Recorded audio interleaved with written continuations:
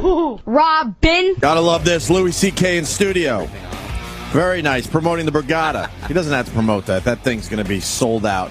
It's April 23rd. For tickets, go to Borgata.com. April 23rd, Louis C.K. Yes, sir. We got Donald Rumsfeld calling in today. I know. I'm really excited about it. Are you? I'm really excited.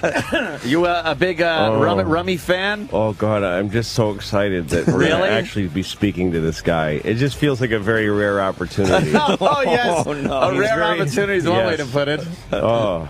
Well, he's got a new book out. inner circle. This is the guy. This is the guy. You look at some of the pictures in there. You see him during the Cold War, during Vietnam. This guy was in all of this stuff.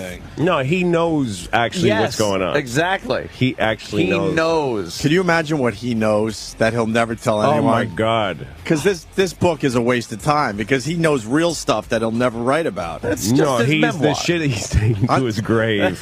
But on his deathbed, he goes. He should just release it and go, here you go. This is what I really know. There are aliens at Roswell. Right. Yes. We did kill Kennedy. There's an interview with Jimmy Carter. I don't remember who did it, but somebody who asked him, is there, when you become president, do they sit you down and tell you, here's what's really going on? The deal. Aliens and all kinds of stuff. And then did you carry that to your grave? And he said, yep. He just said, yup. He said, yep, like in blanket, yes. Yup. And they said, well, what are the things? He says, I'm not ever going to tell anybody. But yeah, they tell you some things that will really surprise you. Wow. And they also scare you to the point where you're not even going to release it on your deathbed because you know they're going to probably take out your entire family or something, right? Yeah. Exactly. So you got to be you got to be a loner that knows all this stuff. And this is one of those guys. I mean, he's one of the guys who tells. He's not one of the people who gets told that. No. I absolutely He tells the people. That. Yes, he is the teller of the story. Teller of the crazy things. Yeah, come on in here. I got something to tell you. Oh, and then it's just. I never missed a single press conference of this guy. No, weren't they fantastic? Unmute the TV. Rummy's on. I loved the Rumsfeld press conferences. Were the best. He could deflect questions like a superhero with fucking with bracers on his arms. No, that really is. That is like you're defending. Like you're on the cutting edge of the world's everything, and you're fixing your tie and just standing there fixing your tie and going, no, I ain't telling you that. Oh, the balls. I will move on. Bob. What's your question? Knows the name of all the reporters. So defiant. Knows their family. Knows where they live. Knows their credit history. Knows if they're going to be audited. Right. Knows how much they owe on their house. Rummy. Is there anything in particular you want to talk to him about or ask him? I'm sure somebody from his camp is listening. Yeah, man. I don't even know why we're talking to this guy. Why are we taking a chance like this? A chance? We're not going to get anything out of him, and it's just going to make our lives miserable. No, I'm excited to talk to Mr. Rumsfeld. Yes. Donald Rumsfeld, you see the picture on the back? He's still looking good. He by the way, he ain't done. No. Next Republican president is going to bring him back. He'll be right back. Yeah. He'll be right back. You see the picture on the back of the book? Like that is the look of a guy that was during the Cold War that just knew everything. How close we really were to the world blowing up. To the bomb actually going. Yep. He was standing in the room while people's fingers were on buttons to launch missiles going, well, here it is. All right, stand down. He knows what had to happen and not there be those wars. Right. He's got to be pushing. But then on the front, he says, yeah, but I just put on a polar fleece and stand on my porch. That's all. That's it. The casual shot. You throw this polar fleece on. Take a picture for the cover. Yeah, he's looking good. With his sensible jeans. Sarah Palin has a polar fleece on her cover, too. Really? Is that the look? That's the new thing. It's like, something. but I got a polar fleece on. You look like would I ever do to anybody? Right. Look at me. Can't hurt a fly. Come on. All right, well, we got that happening. What Rummy. time? There's things to ask him. In about an hour. I'd like to ask him about some of the situations that are going on now in the Middle East when he's not involved, and if he, how maybe he would like to see a president handle things, and does he feel left out? Yesterday, when when you were on the phone, you think he's on the phone with Qaddafi? He's got a bunch of phones in his house. Qaddafi, right? Fucking right. Ahmadinejad is in the other line. All right, we're taking a call from fucking. That's funny. Yeah. What do you think of the revolution going on out there, Louis? Any thoughts on the whole Egypt, Libya, Yemen, Tunisia? That's pretty exciting that people are pouring out on the streets of countries like that, and then guys are having to leave. Yeah. I mean, Qaddafi's crazy. He was the guy. He used to come to New York and go to Studio 54 and do coke. He did. He used to fly into New York. That's fantastic. He used to be in like the New York Post once in a while. Gaddafi was at Studio 54 last night. Like, he was one of those guys. He would have been on Nowadays, he would have been on TMZ. TMZ, yeah. And he doesn't come here anymore, but he used to. No, he's just a guy who gets, much pussy and gets high, and so that was in the 80s. Yeah. So he's just been in like a deep, rich guy crazy freeze. Fucking hookers that get killed the next day. Yeah. That kind of. Without an inkling of ever being thrown out either. No, now he's like, what? Perked up out of nowhere. Yeah. There's give me an umbrella. I'll tell them. He's completely lost. He's his mind. obsessed with that umbrella, man. He loves the umbrella. What's that about? Keeps the sun off of him? I don't know. But he's got the skin. He can handle a little sun. I don't know. Didn't a comic once do a whole bit on him too? It's like he's the head of the place 40 years. He's been ahead of this. Why is he still just a colonel? Like somebody done something. You can make yourself General Gaddafi. Right. Why does he insist on just? He's been a colonel for 40 years. No, he's honest. A great point. He hasn't. He really hasn't done anything. Well, he just to merit. No, not militarily speaking. How does it end? Suicide or the people take him out? Well, his rhetoric is quite. They said he can't go anywhere. He doesn't really have any country that no care one to wants take him anymore. No. And a lot of Libya now is all divided. I mean, well, it's funny that Egypt's that guy being overthrown. Notice I went and then quit on knowing the fucking name is. He's yesterday's I think that it's totally. Yeah, nobody gives a shit that Egypt's government doesn't exist now. Yeah, there isn't one. Well, they're mad though already. They're getting mad already. That they're going to protest again because they're mad at what the I don't think or something. I don't set think up. they want the military in charge until September. Yeah, that's not usually a good result of a revolution. Is to have the military in charge. It's like, we'll take care of it. They never had a guy though. Yeah. Usually you have a guy standing by ready to take over. That's kind of great, though, to me. There wasn't a guy. Right, of course. It was really just the populace. Right. We don't like you. That didn't want it anymore. And actually, they went about it the right way, is that they're nonviolent, basically. They didn't do anything. And so they gave every world leader a platform to say you got to gang rape a white woman. Do something. It's about their only violence. Well, that goes on all day in Egypt. They pinched her really that's hard. Not a big deal. Pinched her really hard. The reports are coming in that she got pinched really hard. Maybe her nipple got pinched. Maybe. Something No, like definitely. that. The sensitive areas, they said, got pinched really hard, and she got beat with flagpoles. They were calling her you're talking about something real. Lara Logan. Yeah. I didn't know what you were talking about. The white reporter. You guys are really getting creative with this weird idea. No, the white reporter they decided would be just fine in the square with a little security, meaning the camera guy that might have taken a karate class once. She got pinched really hard, beaten with flags. All the details, beaten with those flags they were carrying around the flagpoles. Sexually assaulted, pissed on. She got pinched where? Bitten on her nipples. In sensual areas. In sensitive areas. Sensitive areas. Yeah. Sensual areas. She was sorry. Pinched in sensual areas. Sensual. In sensitive areas. So yeah. But what? Some hard nipple tweaks. I don't know. And then they were saying maybe some rape. Maybe a little rape. Maybe a little rape.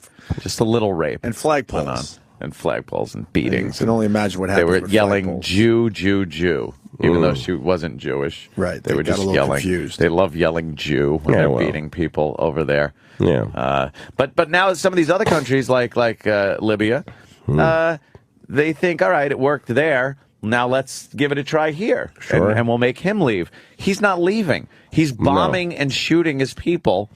So that's a little different take on this whole thing. Yeah, he's actually strafing the crowds with jets. He's taking jet fighters Yeah. and bombing and strafing them. But a bunch of them, I guess, won't shoot. Well, they're horrified. A couple went to Malta, wasn't it? Yeah, a couple And then a couple said, you know what? I don't even need this plane anymore. And they just ejected and said, fuck this. Pulled a Maverick. Right. Said, That's I'm not doing this. Yeah. No, I remember that in the first war with Iraq, whichever one that was, I don't remember. Yeah, whenever that first, was. you can ask Rummy. Rumsfeld, he'll know. Yeah, He'll tell you. And there was a thing I remember on CNN that a fleet of a squadron of Iraqi jets had taken off. Yeah. And that they were going to hit Egypt. And then I saw on the news on some map, they just turned around and went to Syria and landed and asked for college education. That was the end of it. That was the end of the Iraqi Air Force. The whole Air Force just left. They must have gone from, yes, sir, absolutely, we are going to get everyone. And then once they were in the air, they were like, what? Yeah. Let's turn this thing around. Let's go to Morocco. Fuck this. They're going to kill us. They just landed. They get our asses handed to us. Mm-hmm. That's But they're going to get Libya, right? The people will get Libya eventually. I don't know. No one's This is really going to be a tough one. This guy ain't going down. Gaddafi isn't. but but he has nobody. I mean, that's his like people where are does leaving him. Where does power come from? Yeah, but he's still got enough people shooting at civilians. Yeah, unarmed civilians. He has a lot of money. He probably has a lot of extra like gold bars. Yeah. It's going to come down to him giving some pilot a gold bar to just drop fucking napalm on his people. Because he still has enough of that. He's got enough money and enough power. Well, these and military. guys, the leaders, that's their lives are so weird because they don't care literally about their countries. They just are. No. They're like royalty. They're like old European royalty. Mm-hmm. Yeah, they don't just care. People that live in the palace, and they just eat shit and they make deals with other people. It must sap the country's resources, and so the look on his face is like, I don't understand why I'm being asked to defend this. This is just, I'm a despot. What part of that do you not understand? This is what it is. I stay till I'm dead. When did this not start not happening? And then my kid takes over. That's how it works. Exactly. My kid takes over. He's worse because he was raised. At least I fought to get here. Yeah, he was raised in that. After me, it's going to be a kid who was raised in this decrepit, fucked up environment, who's never seen a poor people except for the ones we eat. Yeah. Always had complete impunity. Yeah, now it's his turn. He could just rape and pillage and kill without any consequence, and now he's in charge. Yeah, amazing. That's the way the world. I heard run. rivers of blood. When you hear them, whenever they mention rivers of blood will flow, that's not good. Not a good sign for the populace. No. This guy says Qaddafi has a house in Jersey. Brian in Philly. Hey, good morning, Opie, Anthony, Louie. Bob Qaddafi. Danny, if you could help us out, I got to see if Qaddafi actually has a house in Jersey. Where's his house? Too. Inglewood, New Jersey. He owns a property. If you remember, he pitched his tent in the backyard. Yeah, I remember that now. Yeah, when he was at the UN thing last year or the year before, he owns a property in Inglewood, New Jersey. And if things go really bad, he may end up, there. But you think he'll end up there? Yeah, you think we'll take him in? Are we going to see him at Jets games next year? Yeah, he's going to be on the floor at MSG with some next to Spike popcorn. Lee. Yeah, there's Muammar Gaddafi talking to Woody Allen, just taking in the game with his weird little beard, sitting next to. Former murderous dictator Muammar Gaddafi taking in the game. Look at him, big fan, big Knicks fan. Giving a peace sign for the Jumbotron. What's up? Yeah. 5 people. Woo! Yeah. Wearing a Jersey Shore fucking shirt. This guy used to live next to a Qaddafi or what? His son or something. That was your neighbor, Qaddafi. Well, all these guys have huge families. Like the guy in Egypt, they're the whole thing. And also, by the way, the leader of Afghanistan that we support, they have big families. The whole thing is these clans. Yeah.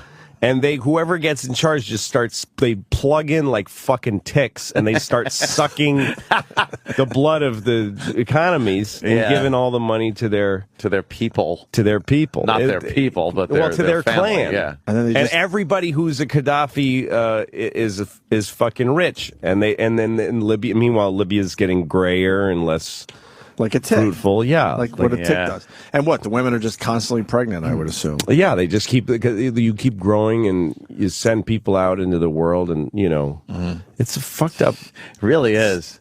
And to have such a resource, that they have so much fucking oil, Libya, and to have that much money coming in, and the people are just impoverished. Yeah. It is amazing. Well, a lot of, and even on every level. Like, I once talked to a homeless guy in Union Square or wherever it was, somewhere in New York. I smoked some marijuana, which I'm not good at. Like, I have to get away from people when I get high. Really? I was with some comedians, and it was Doug Benson, who's a famous pot smoker, and he gave me some pot, and I was like, okay, well, I'll see you later, because I can't be around I can't anybody. smoke this with you. So I was really high on 14th Street, just standing there, and some guy says, can you give me $1? What is this guy? Weird looking, interesting guy. And I gave him $100 so that he would talk to me. I just didn't want him to ask. It was a big crowded area, and he could have been doing better. Yeah. So anyway, I asked him about his life, and he told me he's from Pakistan, and he told me his whole life that his father sold him to his uncle when he was like 12 years old, and he was moved to Queens, where he worked in a gas station. And he lived in a basement room of a gas station in Queens. The basement of a gas station. And he would just be brought upstairs, and he worked like 17-hour shifts. He just worked until he would fall down. And then they'd go down in the basement, and they'd put a little food in him. And he said he did that for something like 13 years. God! And then when he was a slave, when he became too old to, once he became not a minor, you can't, then he becomes capable of filing suing charges them, and things charges, like that, right? So they just toss him out. He said, then I didn't even have the gas station job, and then so he had a few jobs, and now he's homeless. But that's what, it was a family business thing. Yeah. And then they throw you out. Wow. Then you're out on your ass. Brutal. Let's go to Jesus Michael, Christ. who lived next to one of the Qaddafis. Michael, what's the story? Good morning, guys. Morning. Louis C.K., by the way, in studio. Louis, love your work. Thank you. Anyway, when I lived in Vienna, Austria in the late 90s, I was in high school over there. And one of his sons, and Louis is 100% right, he's got like 20 brothers and shit. So he's over there and he's studying in university. And you'd think like a dictator's son would kind of have that same mentality. This guy's a complete fucking stoner. Smokes pot constantly. And he would run around and do all this crazy shit around the neighborhood. But even though he was studying over there, he still had diplomatic immunity. His dad sent him over there as, quote, a diplomat. So he used to do all these crazy shit, throw parties. He tried getting a tiger to live in his backyard for a while. It was just they love that really, shit. really, Well, and the thing is, that's what his father is. Yeah. Right. Dictators are not shrewd and, really smart. Hitler was like the other thing. These guys are like Qaddafi's one of 40 sons or whoever his father was. And he was the one who got the gig. Yeah, but he's the Libya fucking gig. wasted all the time. I'm pretty sure Qaddafi is on drugs. Just fucked up. He looked all the time. He looked so fucked up when he was he giving those comes speeches. too much. Like he just came on a teenager's Dehydrated. face for the 50th time that day. When we saw him with the umbrella, Yeah. he was covered in whatever fucking tiger cum, and he fucking just had jizzed in some way that makes you not want to be in public so much. Look at him with his umbrella. Smoked tons of pot. Probably did all that kind of drugs like in like Last Lieutenant, whatever that shit that was that he did that made him look so fucking Bad Lieutenant. Yeah, in Bad Lieutenant in the morning, how bad he looked in the mornings, like that kind of drugs, those crystal meth drugs that really fuck you up. Completely fuck you up. And he's doing weird. He shat in some fucking guy's mouth while he came on his mother's and then face. Killed everybody that Donald he was Rumsfeld's involved with on it in that a couple day. hours. And and then he woke up and was told you're getting thrown. What? Give me my umbrella. I gotta talk to these people. Right? I'm talking. Get me my umbrella. So, did Michael? You have a point to your call, there, Mike? What the hell are you talking about? His son was blah blah blah school. Yeah, his son was just kind of eccentric. He was kind of a cool guy. Cool guy. There you go. Hang out with.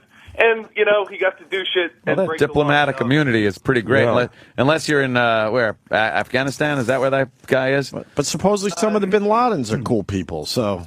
Hey, possibly. I mean, he was a great guy to hang out with. Fucking looked like some 90s grunge flannel shirts and the long hair and all that stupid shit. So, I don't know. And he was a Thought it might be- Qaddafi. It's pretty odd. No, I mean, Osama Bin Laden, he's got you know, he's got family that was he's got living family here. that were living and going to school in Boston. And, Yeah. and we got calls back then. Oh, man, I knew that guy. He was cool. He had to leave school very quickly. Yeah. You got to have, like, you know, the bad guy in your family. I guess. It's weird, though. Oh, is that, who is that? Bin Laden's what? Niece? Yeah, she was trying to get a modeling career going. Yeah. Kind of, you know, I think people were a little put off. Yeah, it's really tough. Kind of hard to really. Tough to hire for a modeling gig. I don't care how hot you think she is. You're just like, hey. Who's going to be the brave guy to do that? Ginger Bin Laden. It's not really. Yeah. Right. And it's like, but, you know, yeah, she's the niece of the guy, you know, the towers. And, well. that tower thing. Yeah. I don't know. I don't know if we really want to make her represent our new fashion line that's coming out. Right. Well, look, Louis got a sandwich in front of him. Why don't we take a quick break? Fine by me. Now, I want to talk about this bench, the sex bench, with the pot and the sex. Oh, yeah, there's pot and great little sex story going in on. the paper today. Oh, no. Little tease there, Louis. Oh, wow, radio tease. We got a bench that people are having sex on and smoking some pot. And where is that? But the bench is dedicated to a very famous individual. Oh, so you never nothing about it. You can never keep those things sacred or safe or anything. It I just, think it's a good idea to name a bench after someone. I bet it was thinking that people would take it very seriously and just have a nice little lunch there. And I bet there was an unveiling when it was first put there, and yes. a pomp and circumstance and everything nice, and now people are just fucking and smoking pot. yeah, it's a horrific bench. Louis C.K. promoting the Borgata. April 23rd. Tickets go to Borgata.com. Are you going to go down and see Louis? I love the Borgata, and I love Louis, so yeah. If I can sell, I think we got like 500 tickets left for that show. If I can sell it out, we'll add a second show. If I can nice. sell it out by the end of this month, Right. then we'll add a second show. I would really like to do that That thing because will then sell I get out. more Hell yeah. money to spend on things that I like to put in my body. So 500 tickets if we sell them today. All right, let's do this. Let's do this for Louis. You know you're going to have a good Sell time. it out. Right. Where are we going?